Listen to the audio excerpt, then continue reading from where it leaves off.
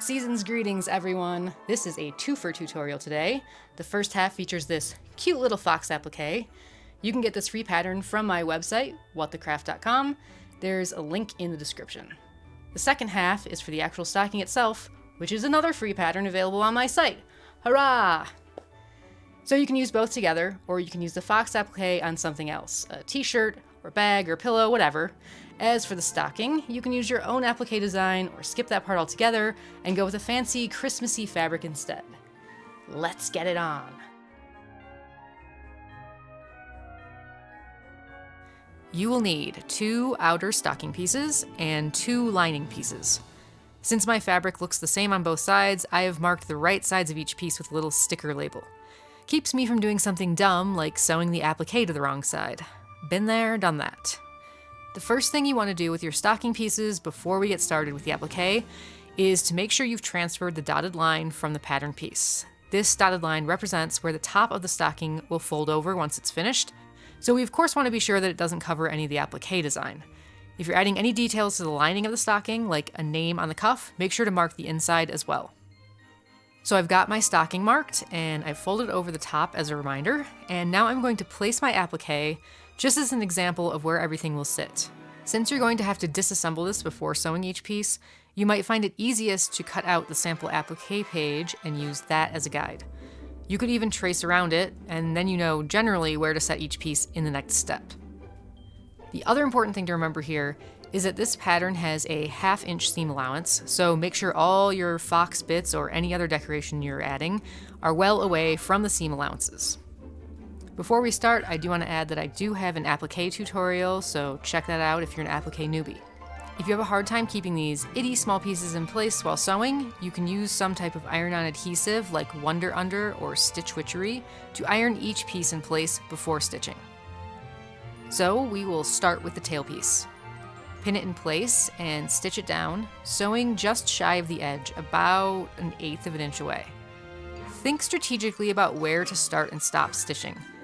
This end of the tail will be covered by the body piece, so that's a good place to hide any backstitching. After the tail, we attach body 1. Again, this is for strategic purposes, because I don't have to switch thread colors. And our next pieces, body 2 and tail 2, are both white, so changing the thread color here kills 2 birds with 1 stone. So remember what I said about figuring out ways to hide the backstitching? That's not possible with every piece. If you don't care about backstitching, then sally forth. But I want to give my nephew a stocking with an applique, not a craplique, so I'm going to go for that extra bit of polish. Start stitching your applique down, and when you get back to where you started, stop stitching. Leave yourself a nice long thread tail on both sides. Now flip your work over and give the thread on the underside a good tug. You should see a loop of your top thread peeking through. I like to use a thick blunt-ended needle or the little pick on my seam ripper to grab that and pull it to the wrong side. Then we just knot the ends, and that's it. No backstitching and no loose stitches. Now we'll proceed on through the rest of the applique.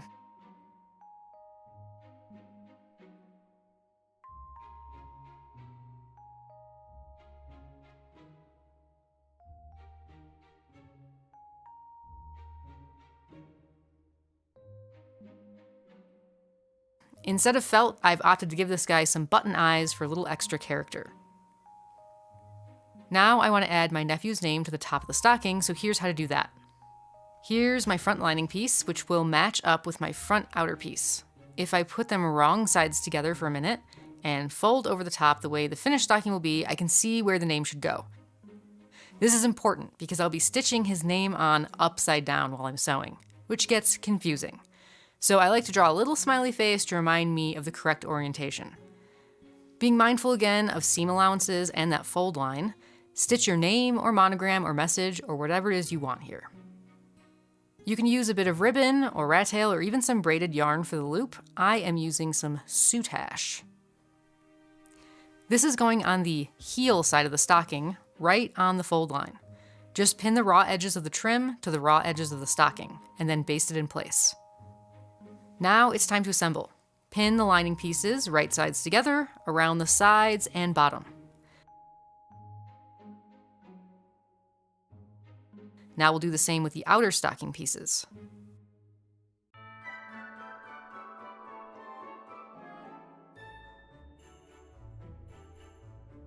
stitch both with a 1/2 inch seam allowance. Before we move on to the final assembly, we want to clip each curved section of the stocking, the ankle, the toe, and the heel. Every 3/8 of an inch or so, I will just clip into the seam allowance, just up to the stitching line, but not through it. This will make these edges lay nice and flat and crisp when we're finished. Okay, now it's time to turn the outer stocking right sides out, and then stick your hand in there and make sure the toe and all those curved bits are flattened out nicely.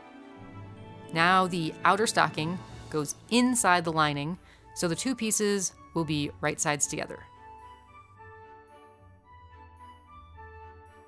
Line up the seams and the raw edges and pin together all the way around the opening.